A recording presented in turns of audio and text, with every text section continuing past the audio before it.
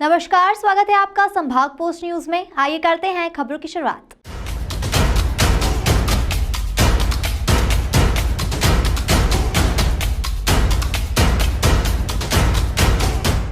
Collector कार्यालय पर मंगलवार को बड़ी संख्या में शहर से सटे ग्रामीण इलाकों के किसान पहुंचे और जमकर प्रदर्शन किया, जहां कलेक्टर मनीष सिंह को किसान संगठन के लोगों ने ज्ञापन के माध्यम से कहा कि पश्चिम रिंग रोड और इकोनॉमिक कॉरिडोर निर्माण को लेकर सैकड़ों किसानों की भूमि अधिग्रहण की जा रही है, जहां किसानों को प्रशासन ने बिना किसी मुआवजे की बात किए उन्हें नोटिस भेज दिया गया।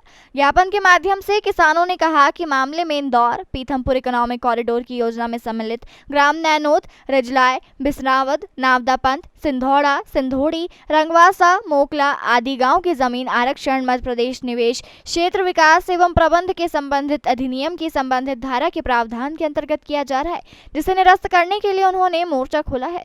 मामले में कलेक्टर मनीष सिंह ने किसानों से ज्ञापन लिया और किसानों के इस मामले की निराकरण करने की बात कही।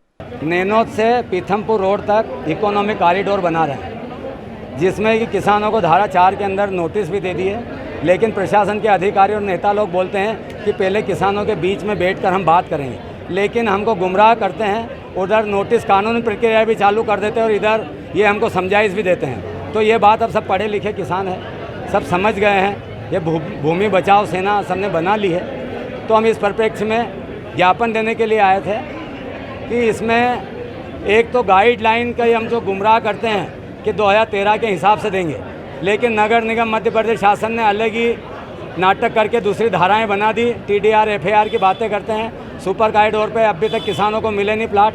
ऐसी योजना कुछ लाने वाले, लेकिन उसका प्रारूप ही हमको पूरी तरह मालूम नहीं, तो हम कर क्या सकते हैं, हमको अंधे बना दिए नहीं। अब मैं आपको मुआवजे की इस भारत की सबसे बड़ी कालाबाजारी बताता हूँ, इसमें आप अनभिज्ञ हैं और सब अधिकारियों को मालूम है, सब नेताओं को मालूम है। एक गाँव में गाइडलाइन 1 लाख रुपये बिके, उसके 4 गुने कितने मिलेंगे? 4 लाख। उस गांव में 25 लाख रुपए बीघे में ज़मीन बिक रही है। फिर काला धन उसमें खपेगा कि नहीं खपेगा?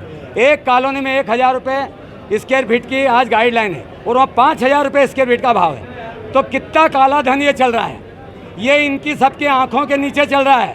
पूरे भारत देश में गुमराह किया गया है और ये बोलते हैं कभी कभी उसका भी 20% कम कर देते हैं। कम करने का कारण बोलते हैं कि इससे व्यापार अच्छा होगा। मैं आपसे पूछता हूँ कि उपजाऊ ज़मीन पे क्या ये व्यापार करने का तरीका है कि इसमें ज़्यादा से ज़्यादा रजिस्ट्रियाँ ज़मीन बेभाव किसान अपनी ज़मीनें बेचे और उससे राजस्व प्राप्त हो, उससे हम ये निर्माण कार्य करें? तो गाइडलाइनों की बहुत बड़ी कालाबाजारी है, इसमें करोड़ों अरबों रुपए खप रहे हैं। इससे ये निजात पाना है हमारे को।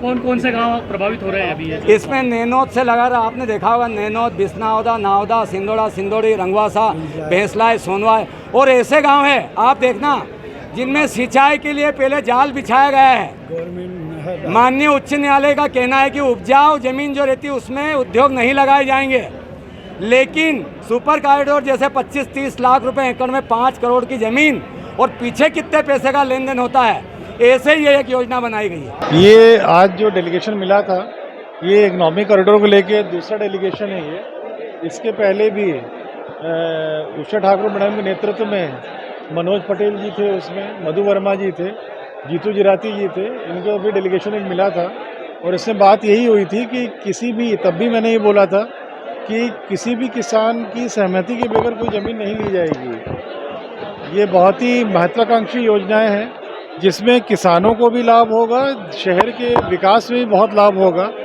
पर किसानों की सहमति ली जाएगी, उनके हस्ताक्षर जब तक नहीं हो जाएंगे सहमति पे, तब तक किसी किसान की ज़मीन नहीं ली जाएगी।